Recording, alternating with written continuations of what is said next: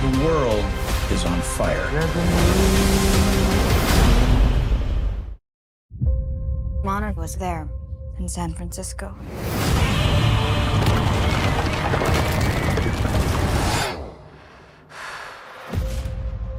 When the whole city was coming down, these guys were taking pictures, like they'd been waiting for it.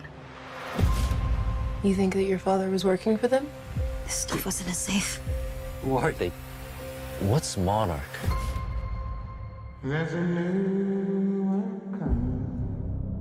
This is the world we live in. Monsters are an inescapable reality. Those files belong to us, and they are more important than you could possibly imagine. Hi, Sean. My name is Ruben Peralta from cocalecas.net. How are you? I'm doing great. How are you? I'm doing fantastic, man. I really love the show. And my first question is, at what point of the script do you jump in as a supervisor of visual effects? Because this is a lot. This is basically 85% visual effects. At what point do you jump in as a creative mind? I got involved really early, November 2021. We only had one script fully approved and in the can, and got another one a couple weeks later, but, very early on, and, it was really important for Legendary and for Apple to have somebody in there early to make sure that, we were choosing the right studios to work on things, building relationships, and also helping the creatives bring their vision to life. As a creator, as an artist, how's more complex for you to create something? Working on TV or working on a film feature like for 2 hours or 2 hours and a half? Yeah, it's a lot of challenges of, every episode needs some sort of set piece. It needs some sort of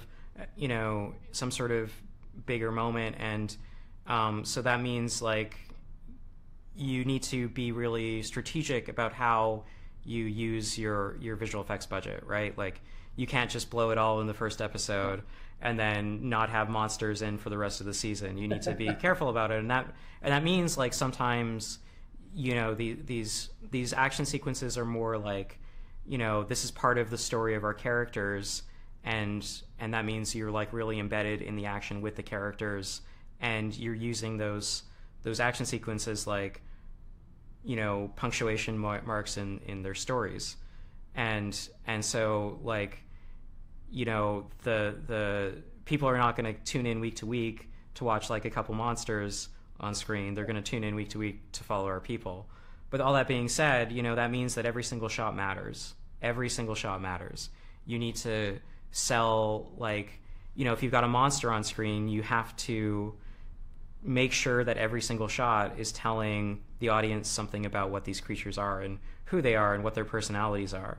And a lot of times that just means they're mindless, feral, hungry, defensive creatures, but sometimes they have a little bit of a personality as well, and they're curious and angry. And in the case of Godzilla, they have a lot more complexity to them. How about with the human characters? Because John Goodman is one of those actors that change a movie or anything that he's in it. And we see him running, we see him doing acrobatic things. How does your work with the actors, with those characters, that also depends in visual effects? Yeah, so, we had John Goodman for a day in our Hawaii shoot, and it was a really challenging location, and winds were really high, so that things weren't super safe for him to go down there. So, a lot of this is just very clever cutting, and a lot of it is really good artistry. So, maybe he's just running in a parking lot, but it looks like he's running in a bamboo forest. Or maybe, in a couple of shots, we've put his face onto a stunt double to make sure that it looks like he's really doing the action. And, the thing was I had a question a while ago about oh, John Goodman's pretty old and he didn't run. The guy ran. Yeah, he ran, and he did a great job. He really sold it for that brief time he was with us, and it makes that opening so much better. I do remember when I was younger and watching movies on TV, they say that they fit the movie to fit on the TV because we already saw it in a big screen. Is there any difference at the moment that you have to create something that you have to lower the quality or to do something different so we can appreciate everything on TV for the first time? A lot of the philosophy that, like, I'm fortunate that I got to work on Godzilla 2014 as an artist, and you really see how things, details came out and were done. And one of the things that the supervisor I was working with at the time, Guillaume Rocheron, he had really emphasized this idea of, he had this thing called the iPhone test, where we would shrink the frame we were working on down to the size of an iPhone on his monitor, and then we would look at it and we would say, do we know what this, can we tell what the story point is in this shot? And if you could, then you knew you had a successful composition, and then you could go back out and build what the scene was going to be. And so a lot of that undergirds what we did. We know that people are going to watch it on their phones. We know that people are going to watch it on their iPads.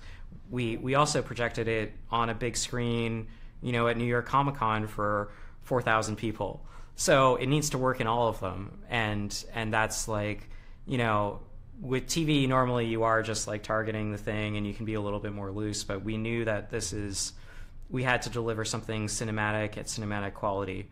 And so that was the task, and that's what we did. Sean, thank you so much. I truly love the show, and I think you did an outstanding work there. Yeah, thank you so much, and all credit to the 1,000 plus people who worked in the visual effects department across the world on this show. Thank you so much. Have a great day. This is gonna give me nightmares. Now, you can choke down that Monarch lie about your father disappearing, or we can find out what really happened before it's too late.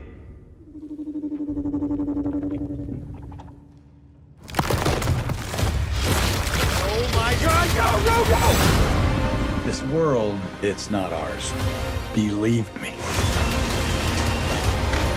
It is so much more vast than we could possibly imagine.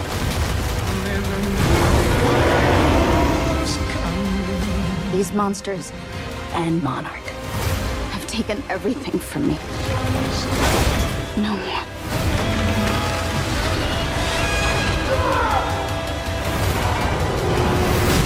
The world is on fire. If you want to save millions of lives, we can use some help.